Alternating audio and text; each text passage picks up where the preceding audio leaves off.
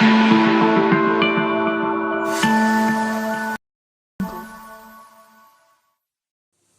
बच्चों, मैं आपकी राव मैम और आज आपके लिए मैं लेकर आई हूँ इक्विवेलेंट रैशनल नंबर्स। ये क्लास 4th से स्टार्ट हो जाता है और क्लास 4th के बच्चों को भी बहुत दिक्कत होती है और आगे अगर जो क्लास 4th में नहीं समझते तो आगे भी प्रॉब्लम होती है।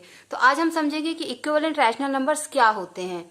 A rational number that have the same value but it can be represented in different forms. Means ऐसे रैशनल नंबर्स जिनकी वैल्यू तो सेम होती है लेकिन वो अलग अलग फॉर्म में रिप्रेजेंट हम उनको कर सकते हैं। और रेशनल नंबर्स क्या होते हैं, इसके लिए आप मेरे चैनल को लाइक शेयर एंड सब्सक्राइब कीजिए तो आपको और वीडियोस मिल जाएंगे जिसमें मैंने आपको बताया हुआ है कि रैशनल नंबर्स क्या होते हैं। तो यहाँ पे हम देखते हैं कि जैसे यहाँ पे लिखा हुआ है 2/4, ओके, 2/4। अब इस 2/4 को अगर हम 2 से मल्टीप्लाई और डिवाइड दोनों करें, ठीक है, 2/4 है, इसके न्यूमरेटर में हम 2 से मल्टीप्लाई कर देते हैं और डिनोमिनेटर में भी हमने 2 से मल्टीप्लाई किया तो ये क्या होगा, 2 2 जा 4 एंड 4 2 जा 8। ओके, ये देखिए 4/8। देन अगेन अगर हम इसको 2 से मल्टीप्लाई एंड डिवाइड करते हैं तो हमारा आंसर आ जाएगा 4 2 जा 8 एंड 8 2 जा 16।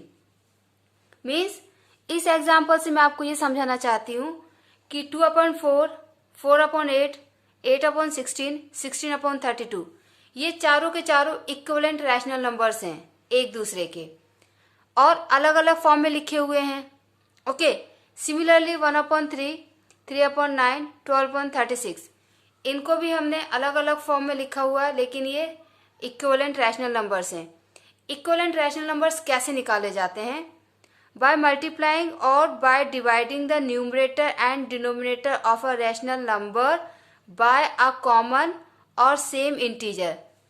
आपको जो नंबर दिया हुआ है उसका अगर आपको रैशनल नंबर्स का अगर आपको इक्विवेलेंट नंबर्स निकालने हैं तो हम क्या करते हैं कि उसके न्यूमरेटर और डिनोमिनेटर दोनों को या तो सेम नंबर से मल्टीप्लाई करते हैं या फिर सेम नंबर से डिवाइड करते हैं। ओके, लेकिन वो जिससे हम मल्टीप्लाई और डिवाइड कर रहे हैं वो जीरो नहीं होना चाहिए। जब आप सेम नंबर से मल्टीप्लाई या डिवाइड करते हो तो आपको एक दूसरा नंबर मिलता है, दूसरा रैशनल नंबर मिलता है जिसको हम कह सकते हैं कि वो उसका इक्विवेलेंट रैशनल नंबर है। यहाँ पे देखिए मैंने एग्जांपल लिए हुए, इससे आपको और क्लियर हो जाएगा।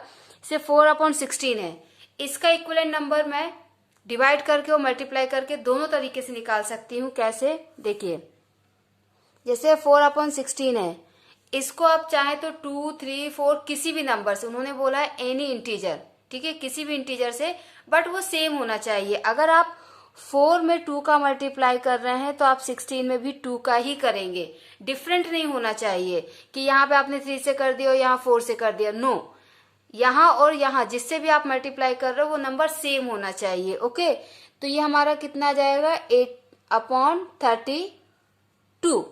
ओके, ये 4/16 का इक्विवेलेंट हो गया 8/32। सिमिलरली आप 4/16 को न्यूमरेटर एंड डिनोमिनेटर को अगर आप 2 से डिवाइड करते तो क्या होता, 4 को हम 2 से डिवाइड करेंगे तो 2 आएगा एंड 16 को अगर हम 2 से डिवाइड करेंगे तो 8 आएगा। ओके, तो अब हम ये भी कह सकते हैं कि 4/16 का इक्विवेलेंट 2/8 भी है। आप अगेन इसको 2 से डिवाइड करके एक और इक्विवेलेंट निकाल सकते हैं 1/4। अब 1/4 को क्या है कि हम और किसी नंबर से डिवाइड नहीं कर सकते हैं क्योंकि 1/4 सबसे लोवेस्ट टर्म है।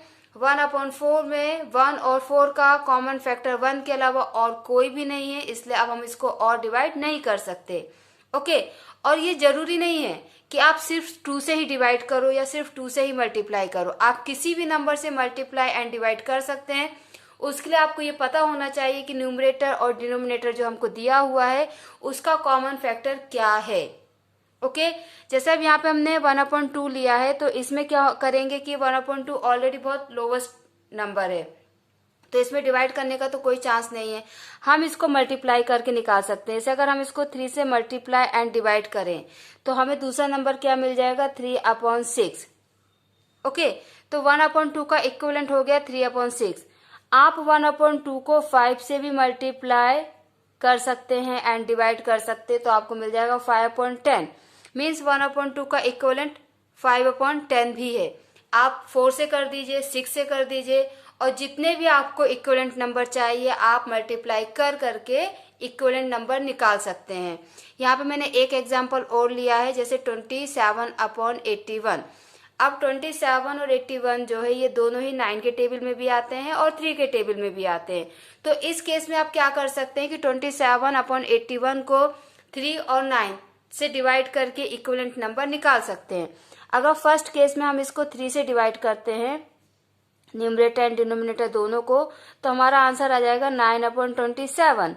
और अगर हम इसको 9 से डिवाइड करते हैं तो हमारा आंसर आ जाएगा 3/9। दैट मीन्स कि 27/81 का इक्विवेलेंट 9/27 भी है एंड 3/9 भी है। तो आपको मल्टीप्लाई करना है कि डिवाइड करना है, ये आपको कैसे पता चलेगा? अगर लोवेस्ट टर्म है तो आप मल्टीप्लाई करके निकाल सकते हैं, अगर लोवेस्ट टर्म नहीं है और उनका कोई कॉमन फैक्टर निकल रहा है तो आप उसको मल्टीप्लाई करके भी निकाल सकते हैं। जैसे कि आप देख सकते हैं कि 4/7 ये लोवेस्ट टर्म है और इनके बीच में कोई भी कॉमन फैक्टर नहीं है, तो ऑब्वियसली हम इसका इक्विवेलेंट अगर निकालेंगे तो किसी नंबर से मल्टीप्लाई और डिवाइड करके ही निकाल सकते हैं। ओके। और जैसे अगर 16/32 है तो इसमें क्या है, 4 और 2, इसके दो कॉमन फैक्टर्स है, तो आप 2 से डिवाइड करके भी निकाल सकते हैं, 4 से डिवाइड करके भी निकाल सकते हैं, और आप मल्टीप्लाई करके भी निकाल सकते हैं। ओके। इसके बाद भी अगर आपको कोई डाउट होता है बच्चों के इक्विवेलेंट नंबर्स कैसे निकाले रैशनल नंबर्स के, तो आप कमेंट सेक्शन में कमेंट करके मुझसे पूछ सकते हैं। थैंक यू सो मच बच्चों, बाय बाय।